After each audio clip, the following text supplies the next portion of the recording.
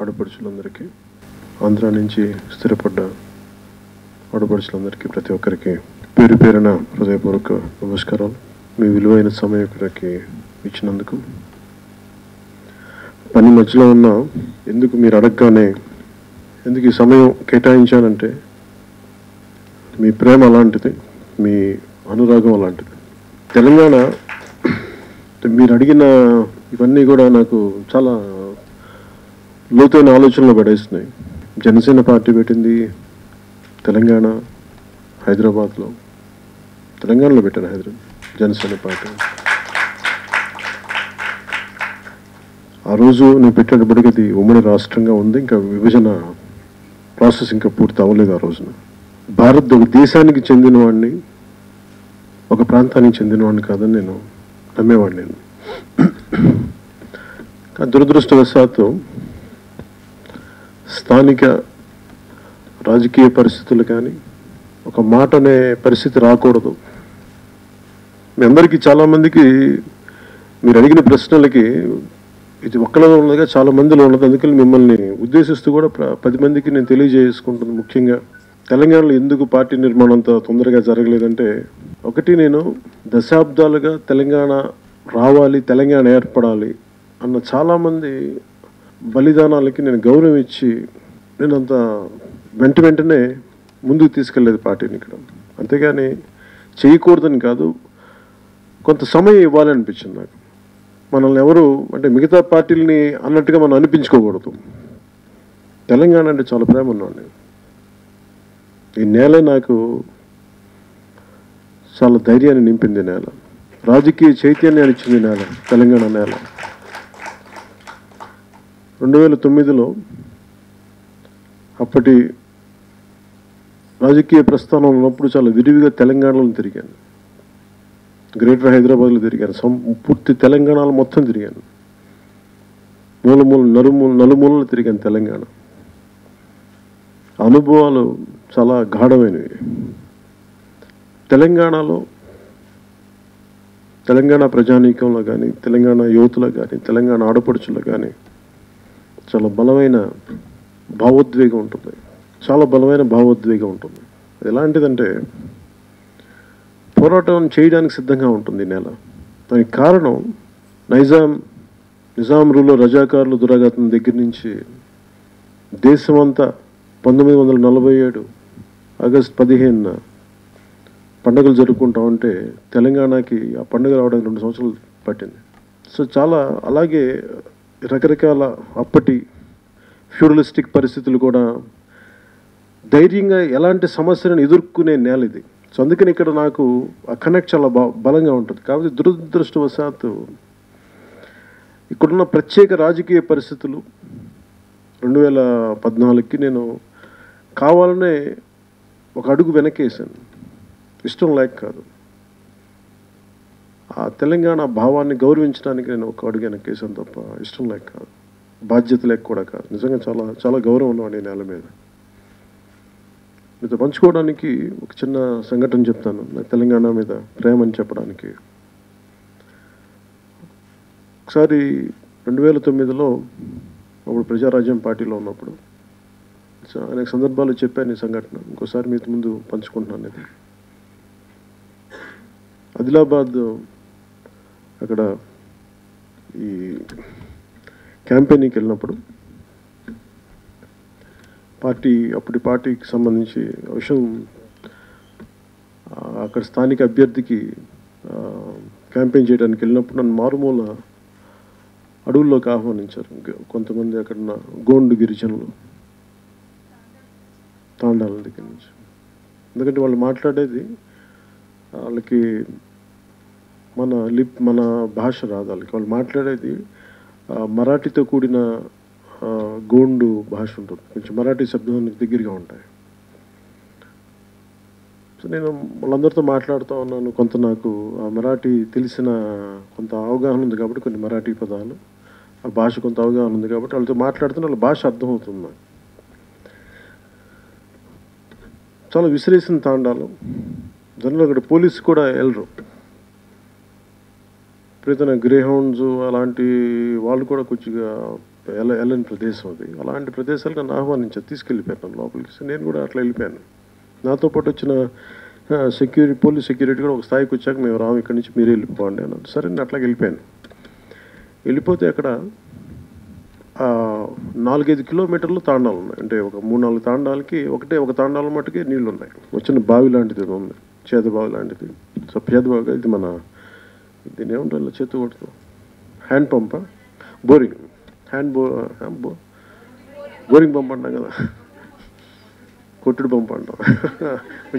అలాంటి పదం బెటర్ కదా, కొట్టుడు పంపు.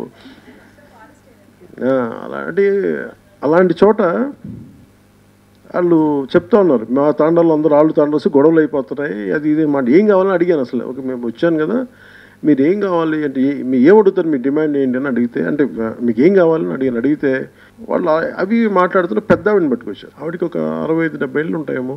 పుట్టు గుడ్డి, కళ్ళు ఆవిడకి లేవు, అసలు కన్ను గుడ్లే లేవు. ఆవిడకి పుట్టి నుంచి అసలు అంటే పుట్టడం అలా పుట్టారంట ఆవిడ. సో ఆవిడ మాట్లాడుతా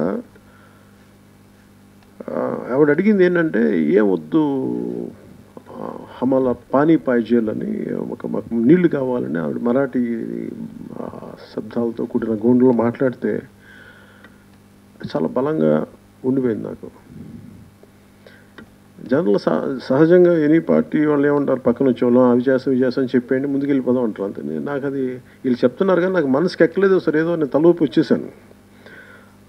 నెక్స్ట్ డే బెల్లంపల్లిలో చాలామంది అప్పటి పార్టీ నాయకులతో అందరితో కూర్చొని ఏదో ప్రెస్ మీట్ ఏదైనా మాట్లాడుతూ ఉంటే, ఇలా ఒక మినరల్ వాటర్ బాటిల్ పక్కన పెట్టారు, నా పక్కన పెట్టినప్పుడు అది దాహం వేసి తాగుతుంటే నాకు ఆ ముసలావిడ గుర్తొచ్చింది, పెద్ద ఆవిడ.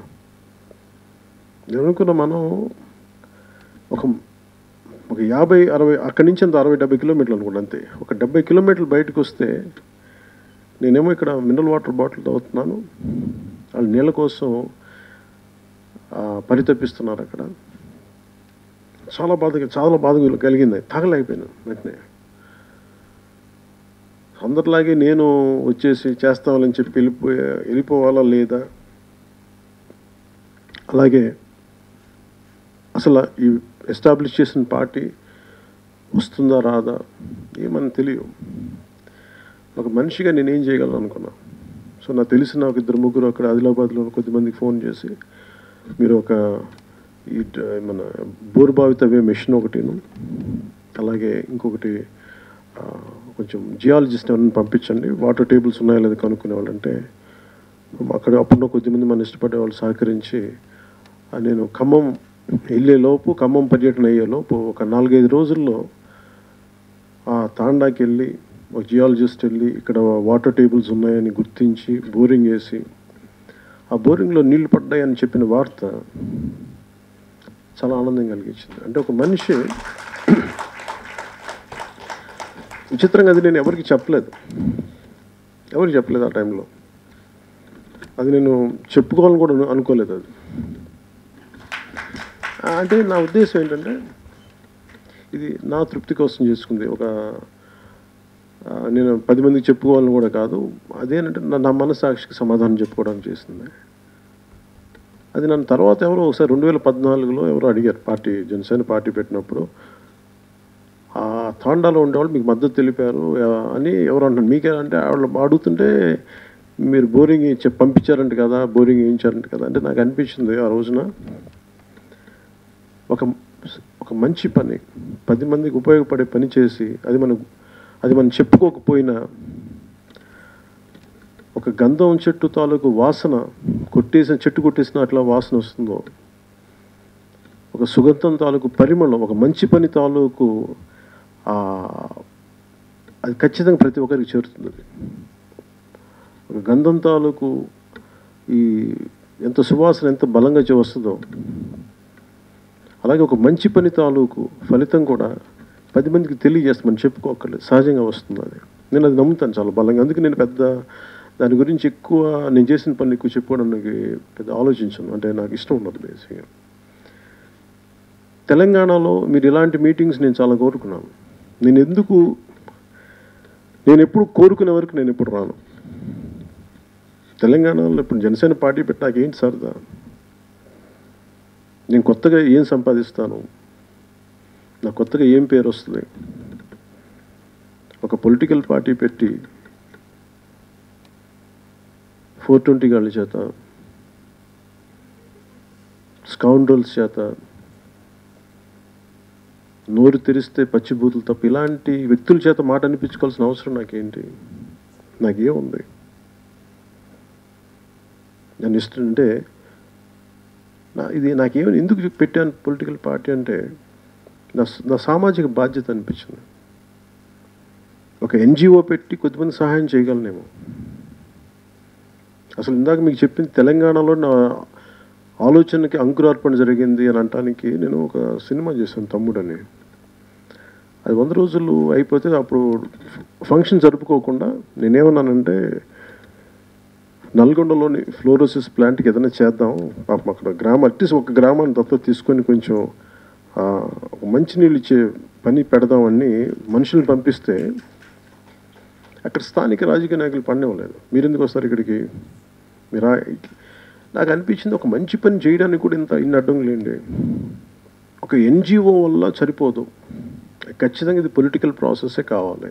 అది నిస్వార్థంగా ఓట్లు పడినా పడకపోయినా ప్రజలకు మంచి జరిగే ఒక బలమైన పొలిటికల్ పార్టీ ఉంటే తప్ప, ఆలోచన భావంతో ఉన్న పొలిటికల్ పార్టీ ఉంటే తప్ప ఈ సమస్యను ఎదుర్కోలేము. దీనివల్ల అధికారం, పదవులు, లేదంటే ఎమ్మెల్యేలు, ఎంపీలు ఇవన్నీ నేను ఆలోచించలేదు. అసలు ముందు ఈ బాధ్యతగా ఉండే వ్యక్తులు ఒక పొలిటికల్ ప్రాసెస్లో ఉండాలి. నాకు ఇది చాలా బలంగా అనిపించింది. మేబీ అది నా మొదటి అంకురార్పణ నా లోపల.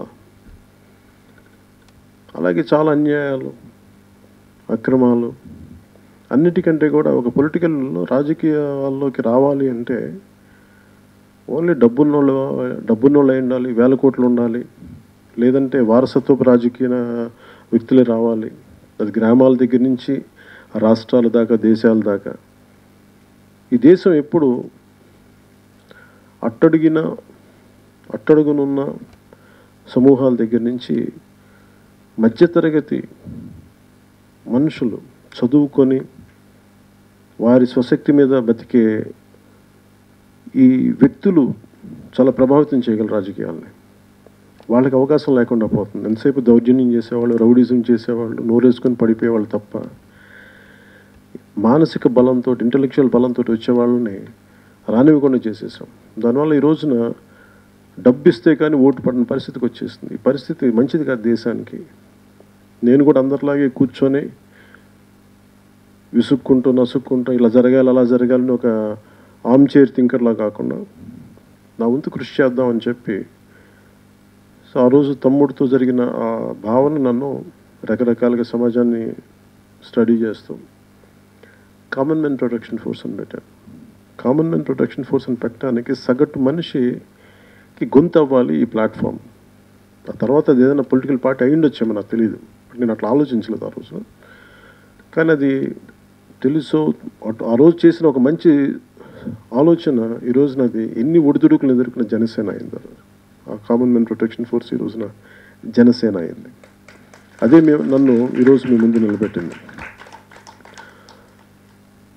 ఇందాక మీరందరూ మాట్లాడుతున్నప్పుడు పంచాయతీ ఎన్నికల గురించి ఒక అరిగిపోయిన రబ్బర్ చెప్పులు వేసుకున్న కుర్రోడి దగ్గర నుంచి ఒక నిండు గర్భిణీతో నాకు ఆడపడుచు సర్పంచ్ కావటాలు ఇవన్నీ చూస్తుంటే అనేక సంఘటనలు చెప్తాను. అంటే నేను ఆ రోజు కన్న కళ నా కోసం ఇప్పుడు కలగని, 1000 కోట్లు సంపాదించాలని కలగనలా, లేదంటే నాకు దేశం అంతా పేరు వచ్చేయాలని కలగలేదు. కానీ ఈ దేశంలో ఒక సగటు మనిషి చాలా ధైర్యంగా నిలబడగలగాలి. వాళ్ళకి అన్యాయం జరిగితే వాళ్ళు ఇల్లు ఎదుర్కోగనే ధైర్యం ఉన్న సమాజం ఉండాలి, భవిష్యత్తు అలాంటిది ఉండాలి అనేది నేను నమ్మినోని.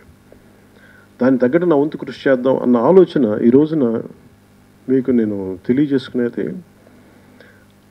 మీరు తెలంగాణకి నేను ప్రాముఖ్యత ఇవ్వలేదు అంటే అసలు యాక్చువల్గా స్థానిక ఎన్నికల్లో అవకాశం ఇచ్చింది మనకి తెలంగాణ నేల ఇచ్చింది. నాకు మొదటి ఎంపీటీసీ గెలిచింది తెలంగాణ నేలలో పోయినసారి. అలాగే మొన్న పంచాయతీ ఎన్నికల గురించి జరుగుతుంటే నేను ఒకటే అనుకున్నాను, మన వంతు కృషి చేద్దాం, చెప్దాం. అసలు నాకు తెలియదు, ఒక అడుగు నడిచే అందరికీ పుట్టగానే అందరు కవచుకున్న వాళ్ళతో పుడతారండి. పుట్టగానే ఇప్పుడున్న ప్రతి ఒక్కళ్ళు కూడా అధికారంతో ఎవరు పుట్టరు. అధికారం అనేది కింద మీద పడి నలుగుతూ ఎదిగేది, పైకి ఎదిగేది. అధికారంలో దెబ్బలు తింటా అనుభవంతో మనం ఎదిగేది ఏదైనా సరే పొలిటికల్ ప్రాసెస్. అలాంటి వారికి ధైర్యం ఉంటే, పాలిటిక్స్లో ఉండాలంటే ధైర్యం కావాలి. ఒక అభిప్రాయం చెప్పాలంటే ఒత్తిడి తీసుకుంటాం. ఇది నాకు నచ్చలేదు, ఇది బాగుంది, ఇది బాగలేదు అంటే, బాగుంది అంటే ఒప్పుకుంటే పెద్ద ఏ సమస్యలు ఉండవు, కానీ ఇది మనకి నచ్చలేదు, ఈ కారణాల వల్ల ఇబ్బందులు ఉన్నాయి అనగానే చాలామంది కోపం వచ్చేస్తుంది, మనకి ఎదురు తిరుగుతారు జనం. మనకు ఒత్తిడి కొంత ఉంటుంది. సో పాలిటిక్స్ చాలా ధైర్యస్తులకే, మామూలు సామాన్య మనుషులు సరిపోదు. నేను 2000తో ఈ కామన్ ప్రొటెక్షన్ ఫోర్స్ పెట్టినప్పుడు ఇంత గుండె ధైర్యం ఉన్న మనుషులు చాలామంది ఉన్నారు. వాళ్ళందరూ నాకు కనిపిస్తూ ఉంటారు కంటికి. కలిసినప్పుడు వీళ్ళు బలంగా మాట్లాడుతున్నారు, కానీ వీళ్ళకి ఇలాంటి అండదండలు లేవు, ఇలాంటి వాళ్ళు రాజకీయాల్లోకి రావాలనుకునేవాడిని. ఈరోజున మన పంచాయతీ ఎన్నికల్లో ఇందాక చెప్తున్నట్టుగా అక్కడ పంచాయతీ ఎన్నికల్లో వచ్చిన ఫలితాలు నాయకులు బలంగా లేకపోయినప్పటికీ, అన్ని చోట్ల నాయకులు అండదండలు లేకపోయినప్పటికీ, ఎక్కువ చోట్ల జనసేన నాయకులు, ఆడపడుచులు, వీర మహిళలు వీళ్ళు ముందుండి తీసుకెళ్లారు. వాళ్ళు గెలిపించారు. వాళ్ళు చాలా బలంగా గెలిపించారు. వాళ్ళు నిలబడ్డారు, ఒత్తిళ్లు తీసుకున్నారు, దెబ్బలు తిన్నారు, ఆటవికంగా పాశవికంగా దాడులు చేశారు వాళ్ళ మీద. మొన్న రాత్రి ఇన్సిడెంట్తో సహా. అంటే ఒక మంచి జరగాలంటే దాన్ని ఆపే వ్యక్తులు ఎక్కువ ఉంటారు, దాన్ని ఆదిలోనే తుంచేద్దాం అనే వ్యక్తులు ఉంటారు. వీటన్నిటిని తట్టుకుంది ఎవరు అంటే, వీళ్ళెవరి దగ్గర డబ్బులు లేవు, వేల కోట్లు లేవు, కానీ వీళ్ళ దగ్గర ఉందంటే టన్నుల కొద్ది గుండె ధైర్యం ఉంది వీళ్ళందరి దగ్గర. అంటే గుండె ధైర్యం ఉన్న చోట విజయం ఉండి తీరుతుంది. మీ అందరికీ నేను చెప్పేది, 25 సంవత్సరాలు ప్రస్థానం జనసేన ఎందుకన్నానంటే, ఒక పార్టీ నిర్మాణం చాలా కష్టమైంది. పవన్ కళ్యాణ్ వెనక ఎవరు లేరు, పెద్ద పెద్ద మేధావులు లేరు, గొప్ప రాజనీతిజ్ఞులు ఎవరు లేరు. నా దగ్గర ఉందల్లా చాలా నిస్సంకోచంగా ఉన్నట్టు మాట్లాడగలిగే ఒక సామాన్య మధ్యతరగతి మనుషులు అన్న చుట్టూ. పెద్ద మేధావులు లేరు నా దగ్గర, కానీ ఒక ఆవేశానికి, ఒక భావానికి కట్టుబడి చాలా బలమైన వీర మహిళలు ఉన్నారు, సైన్యం ఉన్నారు మన దగ్గర. వాళ్ళు నిజంగా చాలా బలంగా నిలబడతారు. మొన్న కూడా కొంతమంది మీరు వచ్చినప్పుడు ఒక ఆడపడుచు పెద్ద వస్తే అన్నయ్యని గట్టిగా పట్టుకొని మాట్లాడుతుంటే ఆవిడ చేతికి పచ్చబొట్టు ఉంది, పార్టీది కానీ నాది కానీ అనుకుంటా. నాకు అనిపించింది, ఎందుకు ఇంత అభిమానం వీడికి, ఏమై ఉండాలి, ఏం కనెక్ట్ అంటే, మీరు సగటు మనిషి ఏమనుకుంటాను నేను అనుకుంటాను, ప్రత్యేకంగా నేను ఏమనుకోను. మీకు ఎలాంటి కష్టాల గురించి మీకు స్పందన ఎలా ఉంటుందో నా స్పందన కూడా అంతే ఉంటుంది. ఇదన్నిటి దృష్టిలో పెట్టుకొని నేను నాదైనా వంతు కృషి చేయాలి ఇవన్నీ అనుకుంటూ వీర మహిళ అని ఎందుకు పేరు పెట్టానంటే, ఈ దేశం ఇది పితృస్వామ్యం కాదు, మనది మాతృస్వామ్యం భారతదేశం. అందుకనే మనం భారత మాతాకి జై అంటాం, కానీ ఇంక వేరే ఏ మాట అక్కడ తండ్రి అనే పదంలో తల్లేనే వస్తుంది. అలాగే మొన్న కూడా చాలామంది ఆడపడుచులతో మాట్లాడుతూ, ఈ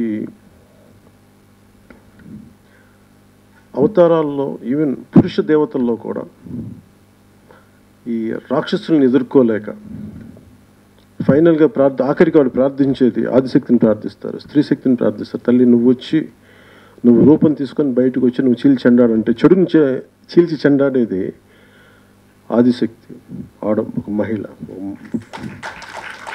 సో ఈ రోజున ధైర్యంగా మీరు ఇంత ముందుకొచ్చి తెలంగాణలోకి నువ్వు అడుగుపెట్టు, నువ్వు మాట్లాడితే మీ వల్ల సాధ్యమైంది. నిజంగా ఇలాంటి మాటలు అందరూ మాట్లాడగలరా అనడానికి సందేహమే, నిజంగా చెప్తున్నాను. చాలామంది నాయకులు ఉన్నారు, రావటానికి ఉన్నారు, కానీ మీ అంత ధైర్యంగా చెప్పడానికి మీ అంత ధైర్యంగా అయితే మిగతా వాళ్ళు చెప్పలేరు, మగవాళ్ళు చెప్పలేరు, అంతవరకు చెప్తాను. ఎందుకంటే మీరు ఒకసారి ఈ గుండె ఇస్తే అంకితం అయిపోయి నిలబడతారు. మగవాళ్ళు కొద్దిగా ఇది చెయ్యాలా వద్దా కొంత రిస్క్ ఏమో ఆ భయంతో కొంచెం ఊగిసలాడతారు. మీరు ఊగిసలాడరు, నిర్ణయం తీసుకుంటామని నిలబడిపోతారు. అలాగే ఈ ప్రత్యేకంగా ఈ మీటింగ్ మీరు చెప్పినప్పుడు నేను వెంటనే పెట్టేవాడిని కాదు, కానీ ఎందుకు పెట్టానంటే ఇది నాకు సమయం అంటే అందరికీ తెలుసో తెలియదు, కానీ అంటే మీరందరూ అనుకోవచ్చు నాకు బలం లేదు తెలియదు అని అనుకుంటారేమో. తెలంగాణలో నా బలం బాగా తెలిసిన వాడిని, అందుకే ఇంత బాధ్యతగా ఉంటాను. ఖమ్మం జిల్లాకి వెళ్తే అది నేను వరంగల్, ఖమ్మం, ఆదిలాబాద్, నల్గొండ, మెదక్ ఇవన్నీ అన్ని జిల్లాలు తిరిగినవాడిని. కరీంనగర్ మీకు తెలుసో లేదో నాకు తెలంగాణ నేల నాకు చాలా సందర్భాల్లో చెప్పాను. జన్మనిచ్చింది నాకు ఆంధ్ర అయినా పునర్జన్మనిచ్చింది తెలంగాణ అని చెప్తా ఉంటాను. అలాగే నన్ను ఎవరేదన్నా మాట్లాడితే నువ్వు ఇక్కడోడివి కాదంటానికి ఆ మాట అనడానికి లేదు. ఎందుకంటే నాకు కరీంనగర్ నేను పునర్జన్మ తీసుకున్నాను కాబట్టి నాకు ఆ మాటనే హక్కు ఎవరికి రాదు, ఎవరు అనలేరు కూడా. నేను అది ఎదుర్కోగలదు. కాకపోతే నాకు ఏదో అర్జెంటుగా ఏదో ఒకటి కూర్చేసి నాకు తెలంగాణలో అద్భుతమైన ఉన్నతమైన పదవులు కూర్చోవాలన్న కంటే కూడా తెలంగాణ ఏ ఆశయాల కోసం అయితే విభజన గురై మన ప్రత్యేక రాష్ట్రంగా ఏర్పడిందో వాటి కోసం జనసేన తన వంతు కృషి చేయాలని కోరుకుంటాను. దాన్ని భాగంగా నేను నిలబడాలని కోరుకుంటాను. అక్కడే ఆంధ్రప్రదేశ్లోనే పదవులు ఆశించడం అని తెలంగాణలో ఎందుకు ఆశిస్తాను పదవులు? తెలంగాణలో ఏ సామాజిక చైతన్యం సామాజిక విప్లవం ఉండాలో అది ఉండాలని కోరుకుంటాను. దాని దిశగా నేను కృషి చేస్తాను. మొన్న మధ్యన ఈ న్యూక్లియర్ మన నల్లమల ఫారెస్ట్ ఈ న్యూక్లియర్ యురేనియం తవ్వకాలు జరుగుతున్నాయి అని చాలామంది చెప్తే చదువుతూ ఉన్నాను.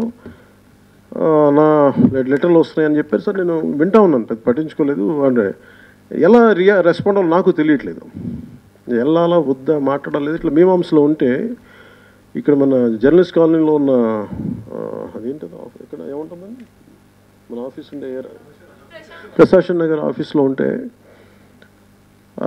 ఒక అబ్బాయి, ఒక 16-17 ఏళ్ళ కుర్రాడు, ఇంకొక అబ్బాయి వాళ్ళు వచ్చారు. వాళ్ళు చూడగానే నాకు ఎందుకు వాళ్ళ లోపల పిలవాలనిపించింది. ఎందుకున్నారు మీరంటే నన్ను కలవటాకని చెప్పారు. ఏంటి అంటే మేము చెంచులం, తెలంగాణలో ఉండే శ్రీశైలం ప్రాంతంలో చెంచులం. మేము ఒక అబ్బాయి intermediate first year second year. అన్న నాకు ఇంగ్లీష్ రాదు, గ్రీన్ ట్రిబ్యునల్కి ఢిల్లీకి ఫోన్ చేస్తున్నాను, ఇట్లా యురేనియం తవ్వేస్తున్నారు, మేము చాలా నలిగిపోతున్నాం, మేము అంతరించిపోయే పరిస్థితులు ఉన్నాయి, ఒకసారి వాళ్ళు మాట్లాడలేదు, ఒకసారి నీ దగ్గరికి వస్తే అందరికీ చెప్తావేమో అని చెప్పి, అంటే నీ దగ్గరికి వచ్చి నువ్వు వస్తే మాకు ఏదైనా సమస్య తీరుద్దేమో అందుకొని వచ్చానని చెప్పి తెలంగాణ నుంచి వచ్చిన ఆ కుర్రోడు నన్ను కదిలిస్తే ఆ రోజున ఒక మాట ఒకళ్ళిద్దరితో మాట్లాడితే అది అఖిలపక్షం మీటింగ్ అయిపోయింది. ఆ రోజు కాంగ్రెస్ నాయకులు వచ్చారు, ఇంకొకళ్ళు వచ్చారు, పాసం యాదగిరి గారు కానీ, వి హనుమంతరావు గారు, కోదండరామ్ గారు, ఇట్లా చాలా మొత్తం అనేక వివిధ రేవంత్ రెడ్డి గారు ఉన్నారు. చాలామంది అందరు కలిసి వచ్చారు ఆ రోజున. అంటే ఒక సమస్య అంటే ఎందుకంటే జనసేన మీద అంత నమ్మకం ఉంది, పోనీ నా మీద పార్టీ పరంగా అది ఎక్కువ తెలియకపోవచ్చేమో, కానీ అంటే నేను ఎందుకు ఉన్నానంటే 10 మందికి మనదైన వంతు సహాయం చేయడం కోసం ఉన్నాను తప్ప తద్వారా మనం అసెంబ్లీకి వెళ్ళగలిగే స్థాయికి మనకు వచ్చినప్పుడు సంతోషమే, పరిస్థితుల్ని సమస్యలు మరింత బలంగా తీసుకెళ్ళగలం. కానీ లేకపోతే మటుకు మన పోరాటం అయితే ఆగకూడదు. అలాంటి వ్యక్తిత్వం ఉన్న వ్యక్తుల కోసం నేను చాలా వేచి చూస్తూ ఉన్నాను ఇన్ని సంవత్సరాలు. ఎందుకంటే ఒక ఎలక్షన్ జరిగే వరకు ఎంతమంది ఉంటారో ఎంతమంది రాలిపోతారో తెలియదు. ఒక ఓటమి తర్వాత అంటే ఒక అడ్వర్సిటీ రివీల్స్ ట్రూ క్యారెక్టర్ అండి. ప్రతికూల పరిస్థితులే ఒక మనిషి తాలూకు వ్యక్తిత్వాన్ని బయటికి తీసుకొస్తాయి. అలాగే ఒక మనిషిలోని నిజస్వరూపాన్ని బయటికి తీసుకురావాలంటే ఆ వ్యక్తికి అధికారం ఇచ్చి చూడమంటారు. సో జనసేనలో ప్రతికూల పరిస్థితుల్లో కూడా ఓడిపోయి అసలు మొత్తం ఇతనే ఓడిపోయాడన్న పరిస్థితుల్లో కూడా జన సైనికులు వీర మహిళలు ఆడపడుచులు నిలబడిన దానికి ఈ రోజున పంచాయతీ ఎన్నికలు ఆంధ్రాలో కొట్టి చూపించారు అక్కడ. అంటే మీకు అర్థమవుతుంది అంటే ఎందుకు చెప్తున్నానంటే ఇది మనం నిలబడి ఉంటే ఒక ఆశయాన్ని ఒక భావజాలాన్ని నమ్ముకొని నిలబడితే దాని ఫలితాలు ఉంటాయి, కానీ కొంత సమయం తీసుకుంటుంది. అలాగే తెలంగాణలో కూడా నిజంగా నా వంతు బాధ్యతగా నాకు ఇష్టం తెలంగాణ నేల అంటే నాకు చాలా చాలా ఇష్టం, చాలా ప్రేమ కూడా. అది ఎవరికి నేను చెప్పుకునేది కాదు, నాకు తెలుసు. అది నేను ఎవరికి సమాధానం చెప్పుకోకర్లేదు. ఈ నేల సిరి సంపదల నేల, ఇది న్యాయం కోసం గళవెత్తే నేల, ఇది అన్యాయం మీద చిందు తొక్కే నేల, ఇది అలాంటి బలమైన నేల. ఇది ఈ నేల కోసం నా వంతు కృషిగా జనసేన చాలా అండగా ఉంటుంది మీకు. అది మీరు ఒక రోజులో అభివృద్ధిగా మీరు కంపేర్ చేసుకోకండి, ఎవరితోటి కూడా మనం పోటీ పడకూడదు. మన వంతు కృషి మనం చేద్దాం. అలాగే మన ఢిల్లీ వెళ్ళినప్పుడు చాలా పెద్ద స్థాయి నాయకులు కూడా ఆ రోజు మీరు జీహెచ్ఎంసీ ఎన్నికల్లో మీరు ఇచ్చిన సపోర్ట్ కానీ, అలాగే మీరు నిలబడిన విధానం, మార్చి 14th ఆవిర్భావ దినోత్సవం కాదు, ఈ లోపే తెలంగాణ ఆవిర్భావ దినోత్సవం లోపే దీనికి ఒక రూపుదిద్దే ప్రయత్నంలో మొదటి అడిగేద్దాం ఖచ్చితంగా. సో మీ అందరికీ మీ సమయాలను బట్టి ఏ స్థాయిలో పనిచేయగలరు, ఏ స్థాయిలో పనిచేయగలరు, ఎంత సమయంలో చెప్తే దానికి తగ్గట్టుగా ఒక బాధ్యతలు కొంతమంది ఇస్తాను. అది మీ అందరికీ ఆమోదయోగ్యం అయితే దయచేసి దాన్ని సక్సెస్ఫుల్గా మీరు కష్టం ముందుకు తీసుకెళ్ళి మీ ప్రజలకి అండగా ఉండాలని మనస్ఫూర్తిగా కోరుకుంటూ ఇంత విలువైన సమయాన్ని మీకు ఇచ్చిన ప్రతి ఒక్కరికి మీ అందరికీ పేరు పేరున ధన్యవాదాలు తెలుపుకుంటూ సెలవు తీసుకుని జై హింద్.